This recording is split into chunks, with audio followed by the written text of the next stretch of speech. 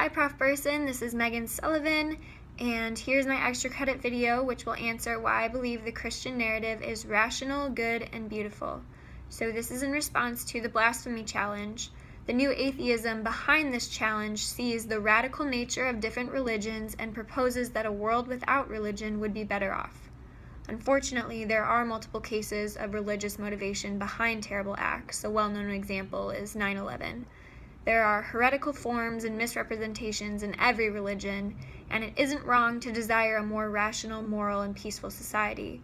However, I believe that this ideal society will stem from a solid foundation in the faith tradition posed by an authentic form of Christianity. The Christian narrative acknowledges that rationality, morality, and beauty all find their source in one triune God, who is the ultimate standard of goodness. Now, there is also evil in the world, and this stems back to the Genesis account of Adam and Eve. The first people chose to define what was right for themselves rather than trusting in God's holy and perfect standard. Their pride carried reciprocations of suffering, with a fourfold effect of brokenness, including discord with others, disordered passions within themselves, a lack of communion with God, and the loss of dominion over nature.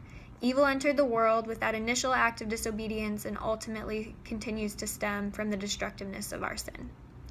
But God did not abandon us, did not abandon humanity as a lost cause. Rather, He reached out and even became like us, human, in order to redeem us and bring us back to Himself.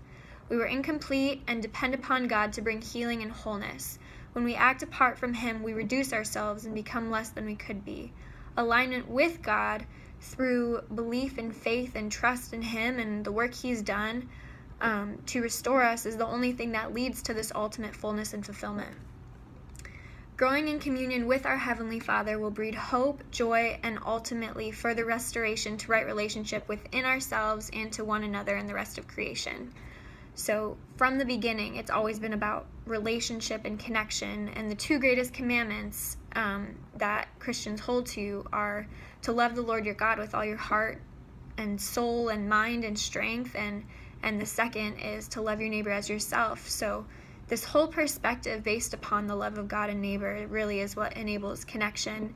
And if we really are loving each person and seeking to see them how God sees them, regardless of any kind of difference, then we will attend to them and in doing so, seeking an awareness and accuracy in what they believe, addressing their truth, but then also living in a way that we are conveying the grace we're clinging to. In this world, true Christians are called to be peacemakers, Christ ministers of reconciliation to the world that's in need of Him.